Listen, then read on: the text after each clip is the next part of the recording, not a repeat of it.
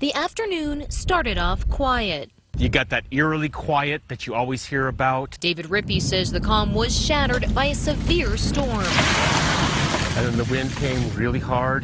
What you had is the big black wall coming this way. And you said, things don't look good. Let's park the cars in the shed to keep them out of the hail.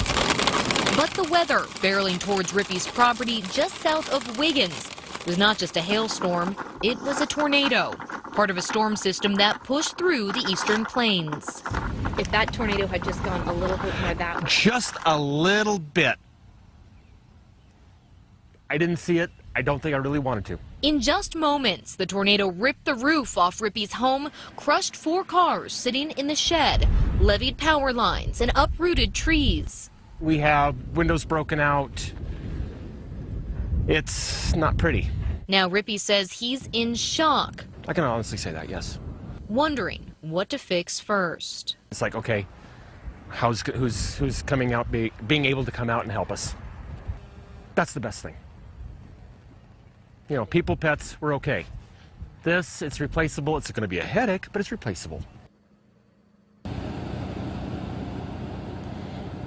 Power lines were knocked down earlier today, so now they're running on generator power for heat and light. But as you can see, the cleanup here has not even begun. Live in Weld County, Kristen Scovira, Denver 7.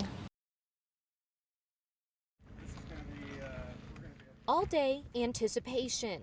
Southern Colorado holding its collective breath, waiting, wondering, would the man accused of killing Kelsey Barrett walk free or spend the rest of his life in prison? Patrick, this is your chance to say something publicly. Then suddenly a verdict. The wait over. Patrick Frazee, who started his day as a trial defendant, now a convicted killer. Frazee was ushered away from the Teller County Courthouse quickly, only a shadow visible. Based on my observations of Patrick Frazee over the last year, that there's a potential that Patrick Frazee indicates and is consistent with a sociopath. His mother walking to her car alone, her son convicted on all counts. It's a sad day that all justice can do is hold Patrick Frazee accountable. Prosecuting District Attorney Dan May visibly relieved but admitting the day was bittersweet. We wish Kelsey were here today. That would be true justice if she could join us today. After weeks of headlines dominated by Frazee and Crystal Lee, May reminding everyone what these proceedings were really about. Kelsey was a kind, wonderful person. A devoted parent to daughter Kaylee, and a senseless act that will haunt her family in this community for years to come. And what did the prosecution star witness? Frazee's one-time lover, Crystal Lee. May says he wished they didn't need her testimony, but says making a deal with Lee was critical to closing this case. We did a deal with the devil. There's no ifs, ands, or buts about that, and I'm not proud of that. But there's no question that Kelsey wouldn't have had the sure justice today without making that deal with the devil. The case came together quickly, with investigators still working across state lines, detectives in Utah, Idaho, and Colorado, continuing the search for Barrett's remains, hoping to give her family the final closure they so desperately deserve.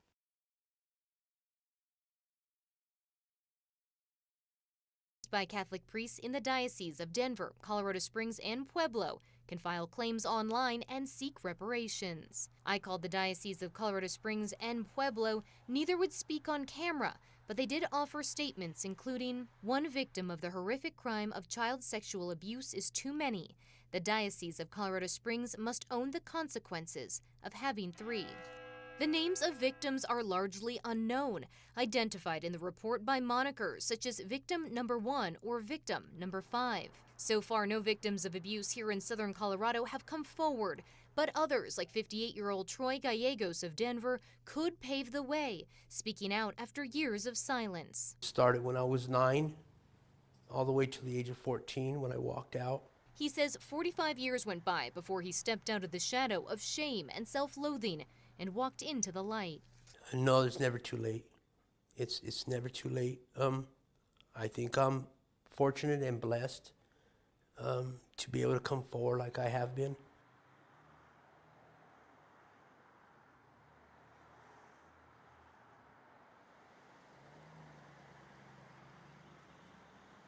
It was everywhere, like everywhere. Brad Viner says he looked up and there they were. I was here at home about 10 o'clock, went outside, happened to look up. Yeah, it turns out the bear really didn't have to break in. The door was unlocked. He took his big paw, went like this, and walked right in. I was in bed watching TV and I heard noise. That's Estes Park homeowner Chris Hess. He was downstairs when the furry intruder entered his home. Chris thought it was his sister getting ice, or maybe the cats. Then I heard more and more, and I thought that's an awful lot of ice for 10 o'clock at night. And then I heard the noise above me, in the loft above me, and I thought that is way too big to be the cats. He got dressed, and that's when he came face to face with the bear. And the bear was standing right here. Chris says he wasn't scared, but the bear sure was. He ran from Chris's bedroom, up this rock wall, tried to escape out a window, then headed down this hall. The bear must have been hungry, but he never stopped for food. So at this point, the bear is here, Chris is here, and the bear is between Chris and all of this. Mace, a flashlight, and a horn. Ugh, the irony. Finally, the bear left the way he came, opening the door and returning to the forest. In the bear's defense, it does look like he was invited. And Chris says he's already been back for another visit.